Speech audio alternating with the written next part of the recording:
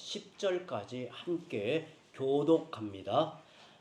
내 아들아 나의 법을 잊어버리지 말고 내 마음으로 나의 명령을 지키라. 그리하면 그것이 너가 장수하여 많은 해를 누리게 하며 평강을 더하게 하리라. 인자와 진리가 내게서 떠나지 말게 하고 그것을 내 목에 매며 내 마음판에 새기라. 그리하면 내가 하나님과 사람 앞에서 은총과 기준이 여김을 받으리라. 너는 마음을 다하여 여호와를 신뢰하고 내 명철을 의지하지 말라. 너는 범사에 그를 인정하라. 그리하면 내 길을 지도하시리라. 스스로 지혜롭게 여기지 말지어다. 여호와를 경외하며 악을 떠날지어다.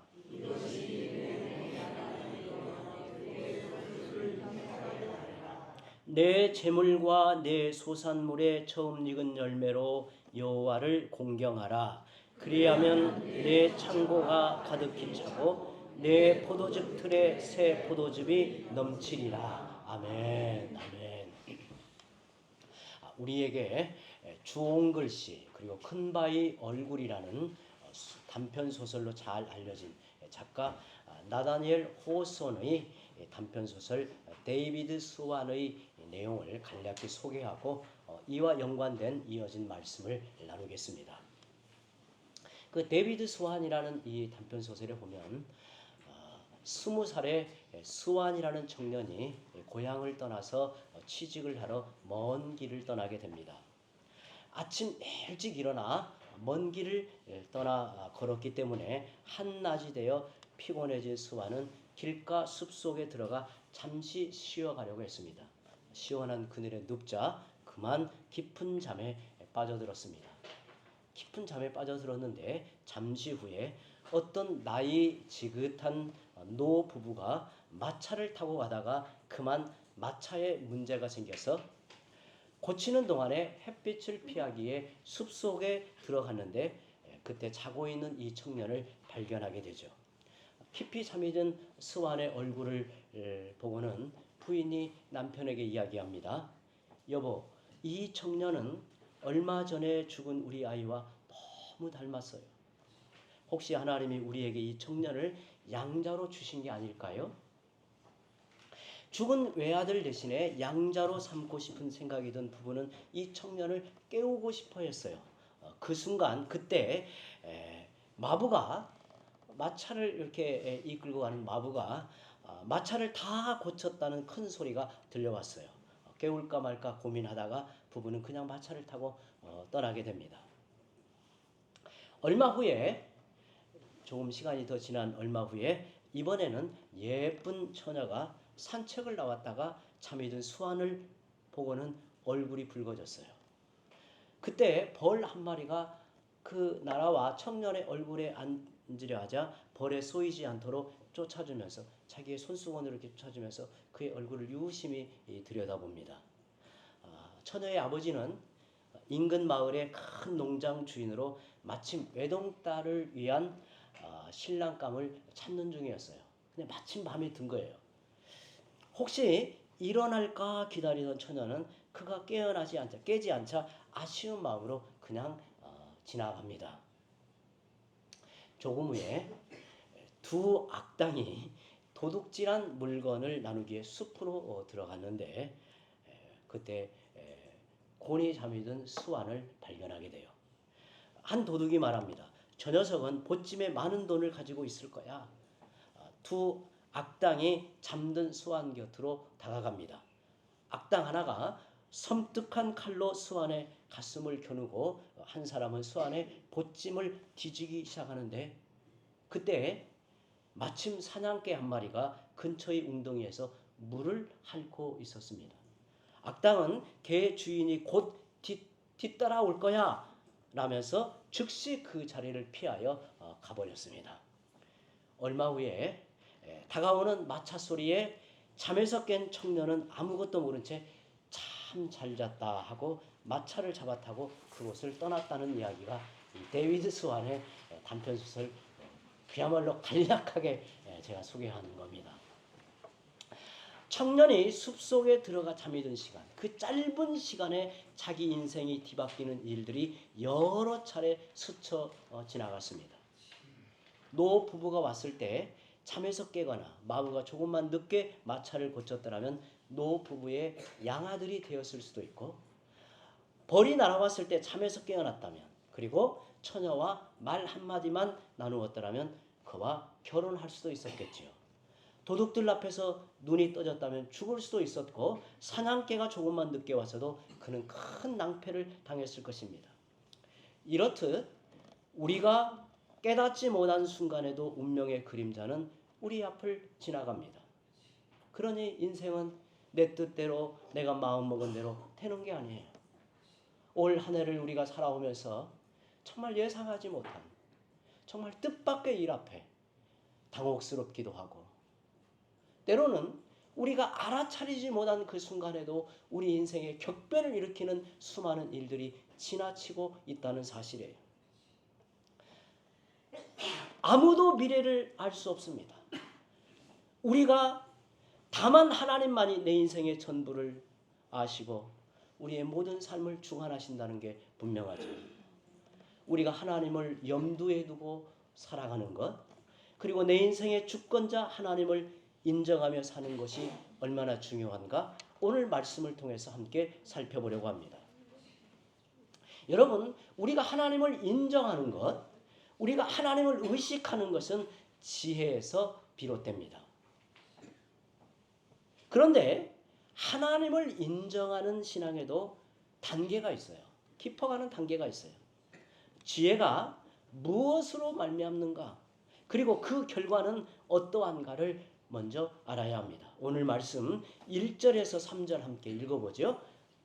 같이 읽습니다. 내 아들아, 나의 법을 잊어버리지 말고 내 마음으로 나의 명령을 지키라. 그리하면 그것이 너가 장수하여 많은 해를 누리게 하며 평강을 더하게 하리라. 인자와 진리가 너에게서 떠나지 말게 하고 그것을 내 목에 매며 내 마음판에 새기라. 아멘.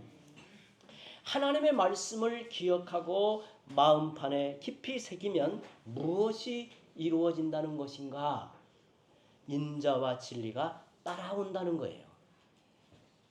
하나님의 말씀을 잊어버리지 아니하고 마음에 새기면 무엇이 열매로 따라오는가? 인자와 진리가 따라온다는 겁니다. 인자는 그 안에 우리가 종종 소개하여 아는 대로 히브리어로 이 말이 헤세드라는 말이에요. 변하지 않는 한결같은 마음을 말합니다. 우리를 향한 하나님의 변함없는 사랑을 의미해요. 진리는 하나님의 말씀의 내용을 가리키죠. 그러므로 인자와 진리는 하나님 말씀의 변함없는 진실성을 말하고 있습니다. 여러분, 세상에서 가장 아름다운 목걸이는 무엇일까요? 오늘 우리 사모님들 목걸이하고 오시면서 이렇게 다 이렇게 단장을 하죠. 그런데 가장 아름다운 목걸이는 무엇일까요? 오늘 말씀해 보니까 인자와 진리라고 말해요. 이 목걸이를 하면 하나님과 사람들 앞에서 귀중히 여김을 받는다 그래요. 이어지는 4절에 보면 그리하면 너가 하나님과 사람 앞에서 은총과 귀중히 여김을 받으리라고 말합니다. 우리는 사람들에게 인정을 받으려고 애를 씁니다. 사람들의 관심사에서 멀어지지 않으려고 노심초사하는지 몰라요. 얼마나 노심초사하는지 몰라요. 그런 의미에서 대부분 사람들은 본성이 타인지향적입니다. 왜 그럴까요? 왜 그럴까요? 내 마음 안에 흔들리지 않는 기둥이 서 있지 않기 때문입니다. 하나님의 말씀을 붙들고 명심할 때, 내가 말씀을 사랑하며 그 말씀대로 살려고 노력할수록 하나님은 나를 귀중히 여기시고 사람들 앞에서도 소중한 사람이 되게 하십니다. 지혜의 수준이 깊어지는 단계를 오늘 말씀에서 저는 세 단계를 찾아보려고 합니다. 첫 번째는 범사의 그를 인정하는 것입니다. 6절에 보니까 너는 범사의 그를 인정하라. 그리하면 너의 길을 지도하시리라고 합니다. 하나님을 인정한다는 것이 무슨 의미일까요? 우리가 하나님을 인정한다는 것이 뭘 의미해요? 첫째, 하나님이 계시다는 사실, 하나님의 존재를 인정하는 것입니다. 하나님의 존재를 인정하는 것, 그리고 인정하지 않는 것의 차이는 엄청나요. 어느 분이 성경에 나오는 기적들이 도저히 이해가 되지 않는다고 하기에 제가 물었습니다. 사도신경에 나오는 내용을 믿습니까? 믿지요. 그래서 내가 고백을 합니다. 그러면 하나님을 믿습니까? 당연히 믿지요. 하지만 당신은 실제로 하나님을 믿는 게 아닙니다. 사도신경에는 나는 전능하신 아버지 하나님, 천지의 창조주를 믿습니다 라고 시작을 합니다. 과연 이것을 믿는다면 다른 것을 믿지 않을 수가 있을까요? 전능하신 하나님이 천지를 창조하셨다. 전능하신 하나님이 내 인생을 지으셨다. 그분이 나의 하나님이시다. 이는 신앙 고백의 출발점입니다. 이것을 인정하지 않으면 신앙은 출발도 하지 않는 거예요. 우리는 지금 어디에 있습니까? 우리는 내 인생은 지금 어디에 있나요? 하나님이 나를 이 땅에 보내시고 하나님이 나를 인도하시는 중에 하나님의 백성이 되게 하셨습니다. 그래서 나는 오늘 이 자리에 있게 되어 있는 겁니다. 오늘 우리가 2024년 마지막 주일 주 앞에 나와 예배하는 이 자리에 서 있는 게 이게 놀라운 하나님의 은혜라 말이죠. 하나님이 나를 이 땅에 보내셨고 하나님이 나를 인도하시는 중에 하나님의 백성이 되게 하시고 우리 안에 믿음의 역사를 일으켜 참되게 믿음을 고백하게 하며 우리의 주님 삼위일체 하나님을 향해 나아가 참되게 예배하는 백성으로 이 자리에 우리를 세우신 겁니다. 그래서 나는 오늘 이 자리에 이렇게 서 있다는 사실을 고백할 때 자신이 선 자리와 그 목적을 아는 사람이 되는 겁니다. 내가 여기에까지 오게 된 사건의 끈이 있고 그것을 확인할 때 인생은 공허하지 않습니다. 또한 그 뜻에 응답하여 우리는 바른 방향으로 인생을 살아나가는 겁니다. 내 삶에 내적인 연관성을 부여하는 하나님이 계심으로 모든 것이 선명해집니다. 그런데 하나님을 부정하면 하나님의 존재를 참으로 믿고 고백하여 받아들이지 않으면 내 삶의 이야기를 이끌어갈 끈이 없어지는 거예요. 하나님을 인정할 때 자기 삶을 인정할 수 있고 바르게 내 삶의 가치를 해석해낼 수 있는 거예요. 둘째로 하나님의 존재를 인정한다는 것은 하나님을 인정한다는 것은 나를 향한 계획을 하나님이 가지고 계시다는 사실을 인정하는 것입니다. 나를 향한 계획을 하나님이 가지고 계시다는 사실을 인정하는 것입니다. 한국교회 꽤 알려진 미국의 목사님 엘머 타운스라는 분이 있습니다. 우리말로 한 30여 년이나 된 많은 책들이 번역이 되어 한국교회는 잘 알려진 분이에요. 이분이 청년 시절에 캠핑장에서 청소 아르바이트를 했다고 해요. 겨우내 폐쇄된 건물을 쓸고 닦고 얼룩을 지우는데 자정이 다 되어 이제 그 일을 마쳤습니다. 일을 마치고 문을 나서려는데 무심코 벽에 지워지지 않고 희미하게 남아있는 글씨가 눈에 띄었어요. 무엇인가 하고 읽어보는데 이런 글귀가 적혀 있었습니다. 하나님은 당신을 향한 계획을 가지고 계십니다. 하나님은 당신을 향한 계획을 가지고 계십니다.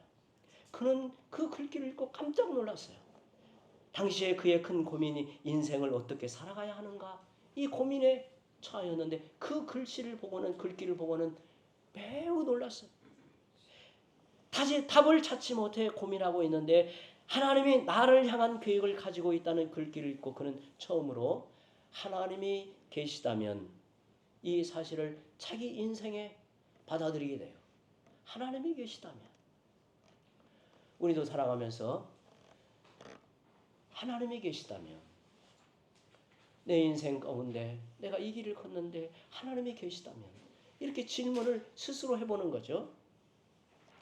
지금까지는 내가 마음먹은 대로 살면 된다고 생각했습니다. 그러나 하나님이 계시고 그분이 나를 향한 계획을 가지고 계신다면, 이렇게 생각하면서 모든 것이 새롭게 다가왔어요. 그 밤에 그는 그 자리에 엎드려 30여 분 동안을 간절히 기도했습니다. 하나님, 정말 저를 향한 계획을 가지고 계십니까? 정말 그렇습니까? 목사님, 저도 저 자신을 대하여 참으로 많이 묻는 질문이 바로 이거였습니다. 하나님이 저를 향한 하나님의 인도하심이 분명하고 하나님의 계획이 있을 터인데 내가 어찌 나아가야 합니까? 늘 묻는 질문 중에 하나예요. 그날 이후로 엘머 타운스의 인생은 완전히 바뀌었어요. 그는 하나님께 귀하게 쓰임받는 사역자가 됩니다. 하나님은 살아계십니다. 그리고 나를 향한 구체적인 계획을 가지고 계십니다. 우리가 주님 나라에 이를 때까지 늘 바라보고 분명하게 붙들어야 되는 것은 하나님이 나를 향한 계획을 가지고 계시다는 사실이에요. 인생의 노년기에는 스스로 내게는 아무런 할 일이 없다가 아니라 하나님의 분명한 계획이 있단 말이죠. 어느 선교사님이 정말 뜨겁고 힘있는 기도를 하고 싶어 그 방법이 무엇인가를 질문했습니다. 하나님께 물었어요. 그러자 하나님의 음성이 마음에 강하게 들려왔어요. 하나님이 이렇게 말씀하심을 마음에 와닿았어요. 너의 주인이 누구인가? 너 자신인가? 하나님인가? 그 선교사님은 당연히 하나님이시죠. 그러면 너 자신에게 묻지 말고 나에게 물어라. 이 말을 듣고 그는 돌아보았습니다. 내가 언제 나에게 물었는가? 그 순간 큰 충격이 되었어요. 하루에도 수십 번, 수백 번 스스로 자신에게 묻는 것을 발견했어요. 어떻게 살아갈까? 이 문제를 어떻게 처리할까? 무엇을 먹을까? 무엇을 입을까? 누구를 만날까? 무엇라고 말할까? 너무나 자연스럽게 이루어지는 질문이라 깨닫지 못해서 그렇지 매 순간 끊임없이 자신에게 질문하고 자신의 행동하는 방식이었어요. 이제는 나 자신에게 묻던 것을 바꾸어 주님께 묻겠다. 이렇게 결심한 후에 그의 기도 생활과 영적 삶이 놀랄 만큼 변화되었다고 합니다. 우리의 진정한 주인이 누구입니까? 내 인생의 진정한 주인이 누구입니까? 나 자신인가요? 아니면 하나님이십니까? 지혜가 깊어지는 두 번째 단계는 하나님을 신뢰하는 것입니다. 5절 말씀 함께 읽어볼까요? 5절 말씀입니다. 너는 마음을 다하여 여호와를 신뢰하고 너의 명철을 의지하지 말라. 신뢰한다는 말은 어떤 의미를 내포합니까? 우리가 하나님을 신뢰한다라고 할 때 일반적 개념을 넘어서 이 말에는 어떤 의미가 내포가 됩니까? 내 생각대로 안 되어도 낙심하지 않는 것입니다. 왜냐하면 하나님은 나보다 지혜로우시기 때문에 그래요. 비교할 수 없는 하나님의 지혜가 있단 말이죠. 나보다 나를 더 잘 아시기 때문입니다. 하나님은 나보다 나를 더 잘 아시고 나를 사랑하시고 나를 향한 계획이 있다는 사실을 믿으라는 거예요. 그런데 우리는 자꾸 의심합니다. 너무 어설프게 믿어요. 왜 그럴까요? 자기의 명철, 자기의 어떤 경험, 자기의 어떤 선입관에 매여 있기 때문에 그래요. 내 머리로 하나님의 뜻을 판단하고 의심하면 하나님을 진정 인정할 수가 없어요. 하나님을 인정한다라고 하는 것은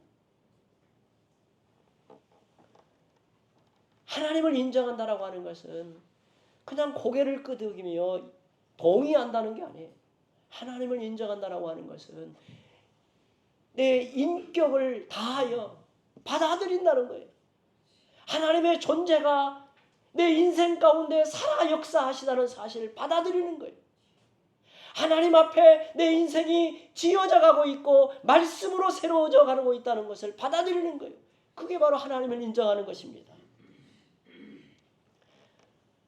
우리가 하나님을 인정한다면 하나님 앞에서 내 머리로 똑똑한 척 하는 게 아니라 하나님을 확실하게 믿어야 돼요. 마지막 세 번째 단계는 하나님을 경외하는 것입니다. 오늘 말씀 7절에 보니까 여호와를 경외하며 악을 떠날지어다 그랬어요. 하나님을 경외함의 결과는 두 가지입니다. 하나는 악에서 떠나는 것이요, 또 하나는 너의 재물과 소산물을 구별하여 드리는 것이라고 말합니다.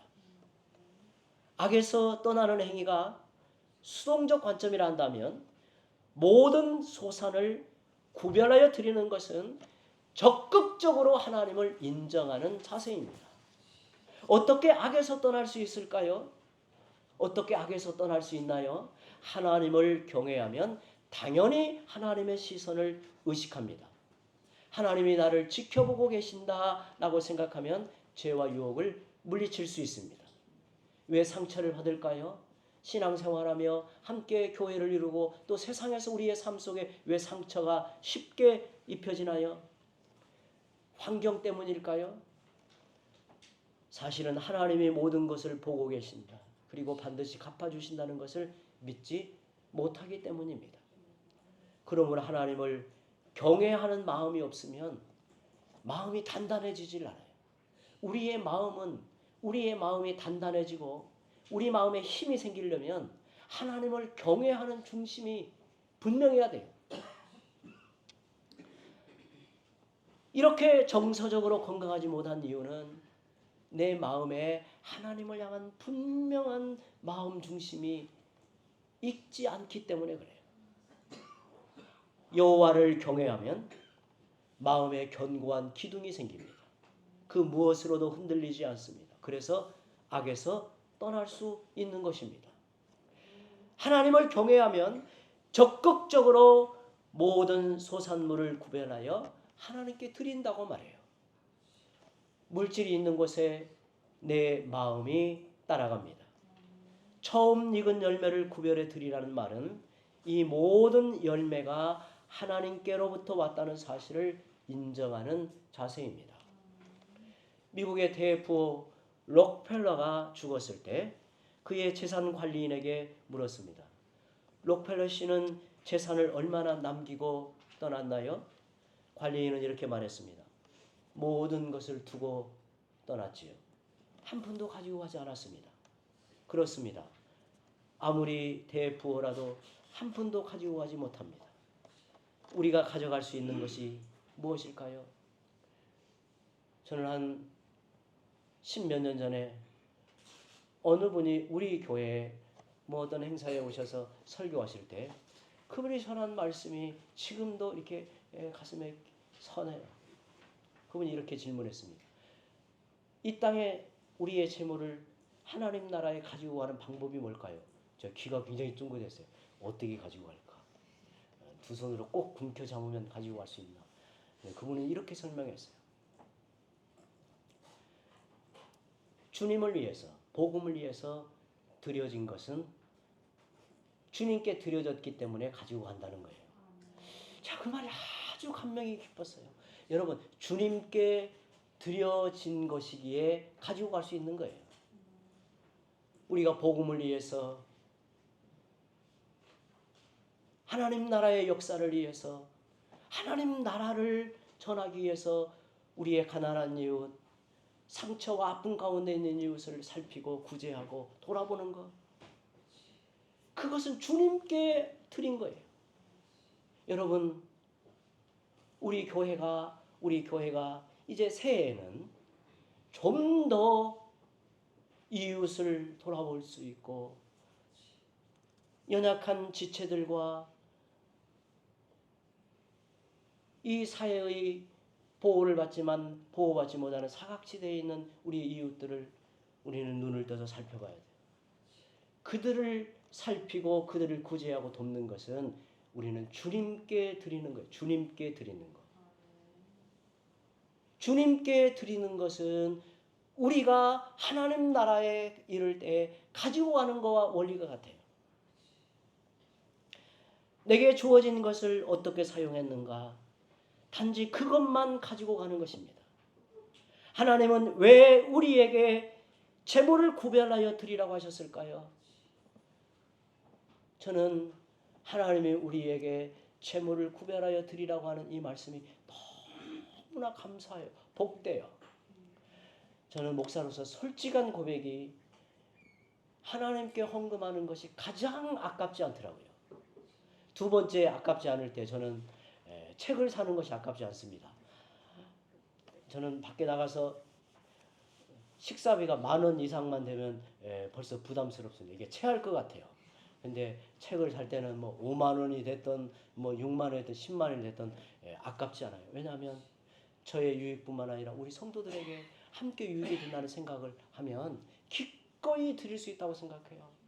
그런데 그보다도 더 감사하고 아까움이 없는 것은 하나님께 드릴 때, 하나님께 드릴 때. 여러분 지나고 나면요, 다 돈은 돌고 도는 거예요. 내게 있을 때 쓰는 게 중요한 거예요. 내게 있을 때 쓰는 거. 제가 언젠가 한번 여러분들에게 소개하였는데요. 막 결혼해가지고 이제 뭐 옛날에는 지금은 그렇지 않지만 옛날에 저 결혼할 때는 이렇게 다 뭘 이렇게 반지도 하고 뭘 이렇게 그게 이제 의식이었어, 의식. 그래서 이제 다 이제 수고받는데 이게 불편하더라고요. 또 성도들 앞에 이렇게 뭐 설교할 때 손에 하면 이게 반짝반짝 보이는 것 같고 영 부담스러워서 제가 조그마한 상자에다가 책꽂이다 놓았어요. 그리고 어느 날 책 정리를 한다고 쓰레기를 버리는데 그 통을 통째로 버렸어요. 한 이틀인가 3일인가 지났는데 아차 그 생각이 나더라고요. 큰일 났다. 쓰레기 봉투에 했으면 이게 이제 찾을 수 없는데 제가 일부를 크게 짐이 많아가지고 일부를 공터에서 태웠어요. 근데 거기에 갔으면 좋겠다 하고 거기를 가서 이제 뒤졌는데 거기에 있는 거예요. 그래가지고 그 다음 주일에 하나님께 물었어요. 이게 무슨 뜻일까요? 하나님 이렇게 말씀하셨어요. 그건 너 것이 아니다. 그래서 제가 뭐 이렇게 싸가지고 헌금함에다 넣었어요. 근데 지나고 나서 그게 너무 하나님 앞에 감사한 마음이 든 거예요. 그것이 쓰레기통으로 안 가고 하나님께 드려졌다는 사실이 너무너무 감사한 거예요. 여러분, 하나님은 왜 우리에게 베푸신 많은 소산들의 일부를 구별하여 드리라고 하셨을까요? 저는 이렇게 하나님의 말씀을 읽어요. 우리가 재물의 노예, 세상의 노예가 되지 않도록 우리를 지켜주시기 위해서 그렇다고 봅니다. 대신에 모든 재물의 주인을 인정하며 주님의 복을 받아 누리며 살게 하시도록 우리에게 구별하여 드리라는 거예요. 우리가 재물의 노예인지 아닌지를 분명히 알 수 있는 것은 오늘 말씀에 저는 11절이라고 생각합니다. 저는 11절을 강요하지도 않고 강조하지도 않습니다. 그것은 여러분의 신앙을 따라 드리는 것이고 또 여러분의 형편 속에서 그 믿음을 하나님 앞에 표현하는 것이지 우리는 결코 구약의 방식대로 드리는 게 아니에요. 적어도 내 마음을 들여서 내 마음을 담아서 하나님 앞에 드릴 때 나를 대표할 수 있다면, 나를 표현할 수 있다면 하나님은 기뻐이 우리를 받는 거예요. 우리를 기뻐이 받는 거예요. 하나님은 우리를 받고자 하시고 우리의 마음을 거두시고자 하시지 사실은 재물은 수단이요 하나님 앞에 표현하는 방식일 뿐이에요. 그것을 하나님께서 우리에게 말씀하고 있습니다. 11조는 내가 내 것을 드리는 게 아니라 10분의 9를 하나님께로부터 받는 것입니다. 이런 면에서 11조는 하나님의 것이라고 믿음으로 고백하며 사는 겁니다. 이제 말씀을 맺습니다. 하나님은 살아계십니다. 2024년 마지막 주일 주 앞에 나와 우리는 하나님의 말씀을 듣습니다. 하나님은 살아계십니다. 하나님은 나를 향한 계획을 가지고 계십니다. 그 하나님을 신뢰하십시오. 내 생각과 판단대로 되지 않는다고 의심하지 말고 확실하게 하나님을 믿으십시오. 그리고 하나님을 경외하십시오. 그래서 악에서 떠나고 물질로 인해 시험당하지 마십시오. 범사의 하나님을 인정하고 신뢰하고 경외하는 삶을 살아갈 때 우리는 자유함을 누리고 충만하게 될 것입니다. 기도합니다.